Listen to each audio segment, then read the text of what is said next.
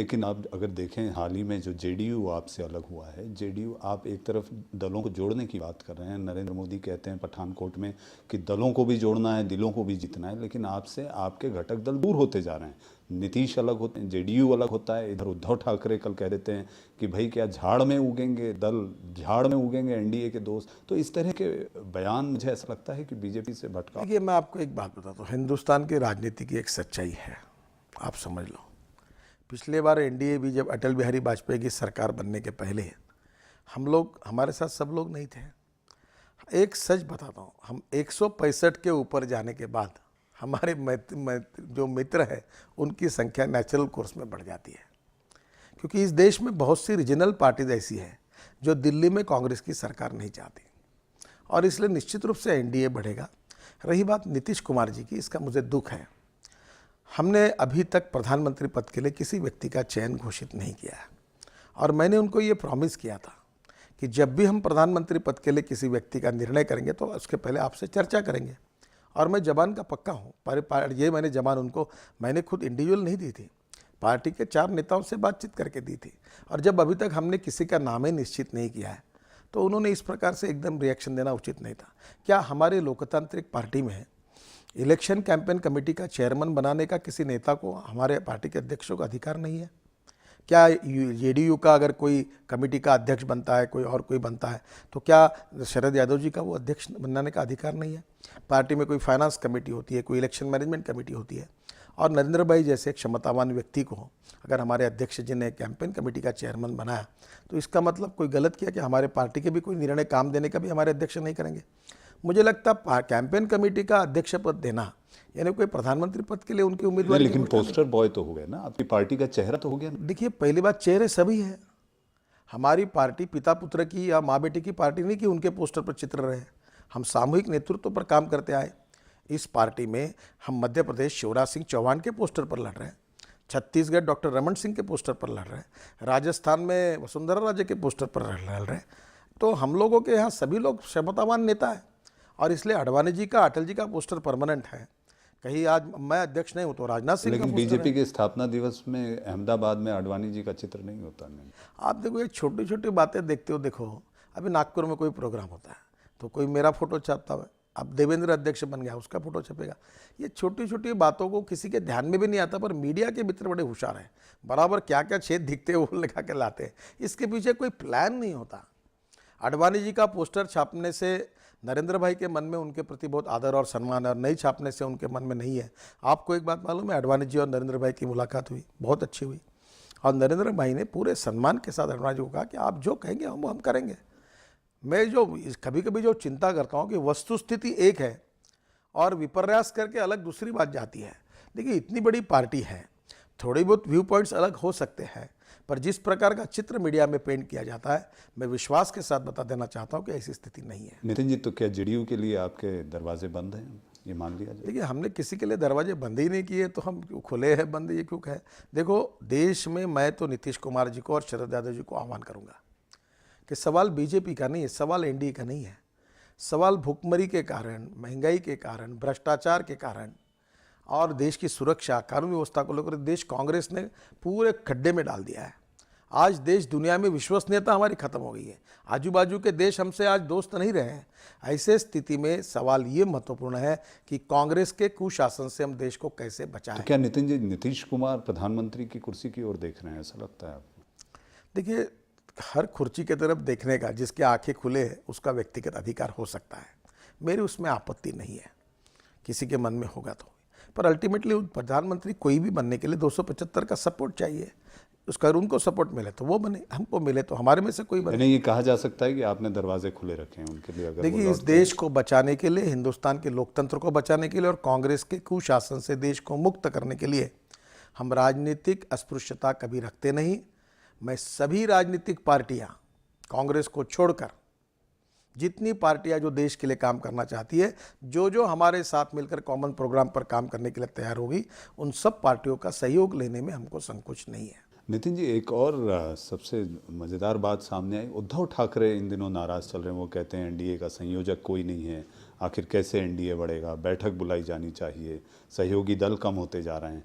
तो ये अपने आप में उद्धव, हमें पता है कि आपसे बहुत नज़दीकी है और आपकी बात को टालते नहीं, तो इस तरह की बातें वो कर कर क्यों ऐसी चीज़? मुझे लगता है कि बीच में मेरी संजय राउत जी से बातचीत हुई और मैं उद्धव जी से मुंबई आजकल कम जाता हूँ, तो भोजन के लिए उनके पास जाने वाला हूँ, मैं बातचीत करूँगा। पर ये जो मीडिया उनके नाम को लेकर जो कहता है, ऐसा नहीं है। उन्होंने उल्टा स्टेटमेंट नहीं दिया है कि एनडीए मजबूत है, सामना में मजबूत लेख रहेगा। है, सामना में लेख है कल का कि हम कहीं एक झाड़ लोग- पे उगेंगे, देखिए, ऐसा कौन सा एक बात, बीज है? पहली बात देखिए, शिवसेना एक अलग राजनीतिक पार्टी है और भारतीय जनता पार्टी अलग राजनीतिक पार्टी है। कई बार मोदी के नाम पे उन्हें आपत्ति हो जाती है कि मोदी का नाम क्यों ये बढ़ाया? पेपर चला रहे, वो उनकी बात को लिख रहे हैं, उनका अधिकार है लिखने का, और उनकी एक एक बात को लिखकर उस बात को प्रमाण मानकर हमारे बीच में झगड़े हो रहे हैं, ऐसा नहीं है। हम इतने सालों से साथ में काम कर रहे हैं। नितिन जी, क्या आपको लगता है राज और उद्धव को साथ आ जाना चाहिए? देखो, महाराष्ट्र की राजनीतिक स्थिति ऐसी है कि अगर हम कांग्रेस और एनसीपी की भ्रष्ट सरकार को अगर हटाना चाहते हैं तो उनके विरोध में जितने विरोधी विपक्षी दल है उनको साथ में लेकर चलना ही महाराष्ट्र का हित है। पर यह करने में अनेक प्रकार की अड़चनें हैं, पर बड़ा दिल करके महाराष्ट्र को बचाने के लिए जितने अपोजिशन पार्टी को हम साथ लेकर एक बड़ी आघाड़ी बनाएंगे तो उसमें से राजनीतिक फायदा हो सकता नितिन है। जी, आपकी पर राज से अल्टीमेटली ये निर्णय उद्धव जी और भाजपा के नेता मिलकर ही करेंगे। दोनों को पटेगा तो तीसरा पार्टनर आएगा, नहीं तो नहीं आएगा। नहीं, लेकिन राज से भी आपकी नज़दीकियां हैं, राज भी आपके संपर्क में रहते हैं। क्या आप ऐसी कोई कोशिश और पहल कर रहे हैं या करेंगे ताकि देखो, दोनों भाई एक हों? मेरे हृदय में शिवसेना प्रमुख बाला साहेब ठाकरे जी के प्रति बहुत श्रद्धा है। अटल बिहारी वाजपेयी जैसा मैं बाला साहब ठाकरे को जानता हूँ, यानी मानता हूँ, और बाला साहब मेरे जीवन के प्रेरणा पुरुष रहे। और जब बाला साहब को मैं जब मिलता था तो उनके मन का आखिरी समय एक दर्द था कि राज और उद्धव में जो दरार पड़ी उससे वो बहुत दुखी थे। तब मैंने बहुत बार उनको कहा कि बाला साहब, मुझे जब भी अवसर मिलेगा तो मैं दूध में शक्कर डालकर इन दोनों भाइयों को साथ लाने की जरूर कोशिश तो करूँगा। आप वो कर रहे हैं? मैं जरूर कोशिश करता हूँ। देखो, बाला साहब ठाकरे जी का परिवार, उनकी विरासत अगर एक होती है तो उनके जो समर्थक है, शिवसैनिक हैं, चाहे कोई बोले या ना बोले, और मेरे जैसे हितचिंतक है, हमको मन में बहुत खुशी होगी। देखो, राजनीति का जो होना है सो हो, हमें सत्ता मिलनी तो मिले, नहीं मिले तो नहीं मिले।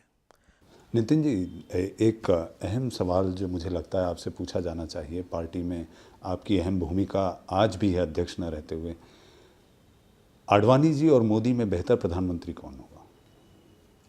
देखो, ये तो जवाब मैं आपको ऐसे दूंगा नहीं। मुझे मालूम है कि हर सवाल के जवाब के अनेक अर्थ निकलते हैं। आप एक बात याद रखना, आडवाणी जी हमारे पितृपुरुष हैं, हमारे परिवार के प्रमुख हैं, उनके नेतृत्व में हम काम कर रहे हैं, हमारे गाइड एंड फिलोसोफर हैं। नरेंद्र मोदी हमारे पार्टी के सबसे कद्दावर पॉपुलर नेता है, और उनके ऊपर मीडिया जो आरोप लगाती है कि वो कम्युनल है, एंटी माइनॉरिटी है, वो सारा गलत है। वो विकास का एक मॉडल है। आडवाणी जी के मार्गदर्शन में और मोदी जी के प्रखर नेतृत्व में और राजनाथ सिंह पार्टी के अध्यक्ष उनके नेतृत्व में हम सब लोग मिलकर हमारे विचार को, हमारे संगठन को, हमारे पार्टी को आगे ले जाना चाहते हैं। परिस्थिति में जो भी निर्णय करना होगा हमारा पार्लियामेंट्री बोर्ड विचार विनिमय करके करेगा। नितिन जी, एक आखिरी सवाल, आम चुनाव सामने हैं, ऐसे कई राज्यों के चुनाव हैं जहां आपकी सरकारें हैं। आम चुनाव मुंह बाय खड़ा है, कभी भी हो सकते हैं, बयान आते हैं, नवंबर में होंगे, सितंबर में होंगे, कितने तैयार हैं आप लोग? देखो, हमारी पार्टी कार्यकर्ताओं की पार्टी है। मध्य प्रदेश में शिवराज जी के नेतृत्व में हमारे सरकार ने तो एक्सेलेंट काम किया है। एग्रीकल्चर ग्रोथ रेट 18.90 और जीडीपी 11.5% के ऊपर, ये रिकॉर्ड ब्रेक काम। एक बीमारू राज्य को विकसनशील राज्य में रूपांतरित करने में शिवराज सिंह चौहान यशस्वी हुए हैं। और इंडिविजुअल बेनिफिट में उन्होंने इतनी स्कीम्स बनाई, इतने गरीबों का कल्याण, लक्ष्मी लाडली योजना हो, कहीं सुतार काम हो, लोहार काम करने वाले हो, सभी को, गरीब समाज के नीचे तबके के लोगों को, आदिवासियों को, दलितों को, अल्पसंख्यकों को, इतनी योजना बनाकर अच्छा काम किया है। और उनके नेतृत्व में ऑलरेडी जोरों में काम शुरू है। छत्तीसगढ़ में भी डॉक्टर रमन सिंह जी ने बहुत अच्छा काम किया। आज छत्तीसगढ़ का विकास उसका एक प्रकार से साक्षी है, और उनके नेतृत्व में वहाँ भी कार्यकर्ता काम कर रहे हैं। राजस्थान में वसुंधरा जी लगातार जनता में घूम रही है, बहुत अच्छा रिस्पांस उनको मिला है, लोग परिवर्तन चाहते हैं। और मुझे लगता है आने वाले इस चुनाव में राज्यों में अच्छी तैयारी शुरू है, और राजनाथ सिंह जी के नेतृत्व में दिल्ली में भी उनको सहयोग करने की भी योजना तैयार हुई है। हम पूरी ताकत के साथ ये चुनाव लड़ेंगे और भारतीय जनता पार्टी अच्छी सफलता हासिल करेगी, ये मेरा विश्वास है। जी, अब तो नितिन जी, ये मान लिया जाए कि पार्टी के भीतर सब कुछ ठीक ठाक है या ठीक ठाक आप कर रहे हैं? पार्टी के अंदर सब ठीक ठाक है, थोड़ा बहुत कुछ होता है तो थोड़ा बहुत, देखो कितना भी अच्छा बेरिंग कितना भी अच्छा बेरिंग होगा तो ग्रीस तो डालना ही पड़ता है। तो ग्रीस डालने का काम हम करते रहे ताकि ज़्यादा मशीन अच्छे आउटपुट दे, अच्छा काम करते रहे। मुझे लगता है कोई ज़्यादा समस्याएं नहीं है। राजनाथ जी के नेतृत्व में हमारी पार्टी लोकसभा और विधानसभा में अच्छा प्रदर्शन एक आखिरी सवाल नितिन जी, क्या आपको लगता है मोदी को उत्तर प्रदेश से अगर चुनाव लड़ाया जाए तो इससे पार्टी को फायदा होगा? देखो, उन्होंने कहाँ से चुनाव लड़ना ये उनके ऊपर और पार्टी के ऊपर निर्भर होता है, और यही पार्टी के नेताओं ने टालनी चाहिए कि ऐसी बातों को जिसका अपना संबंध नहीं वो बेदाग करके तो मीडिया के सामने। लेकिन यूपी पे सबकी नजरें टिकी हैं, 80 सीटें मैं हैं। ये मुक्त चिंतन करने वाली आदत का बहुत विरोधी हूँ। पार्टी की बातों को अगर मुझे लगा उन्हें उत्तर प्रदेश से चुनाव लड़ना चाहिए तो मैं दो काम करूंगा, एक तो पार्टी के अध्यक्ष से बात करूंगा या मोदी से बात करूंगा, मैं तीसरे व्यक्ति से ये बात नहीं करूंगा। और इसी प्रकार की पार्टी में डिसिप्लिन सभी नेताओं ने इसका पालन करना चाहिए, इसके बारे में मैं आग्रही हूँ।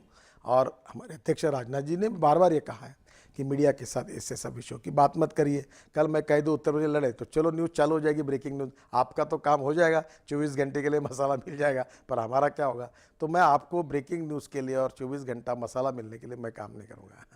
आपने इंडिया न्यूज़ से बात करी तो ये थे बीजेपी के पूर्व अध्यक्ष नितिन गडकरी, जिन्होंने दिल की बात तो की लेकिन दिल्ली की बात करने से बचते रहे। एक एक शब्द उन्होंने फूंक फूंक कर कहा और अपने आप को जिस बेबाक अंदाज के लिए वो जाने जाते हैं उससे अपने आप को बचाते रहे। बिंदास ज़रूर बोले लेकिन बच कर। बहुत बहुत धन्यवाद।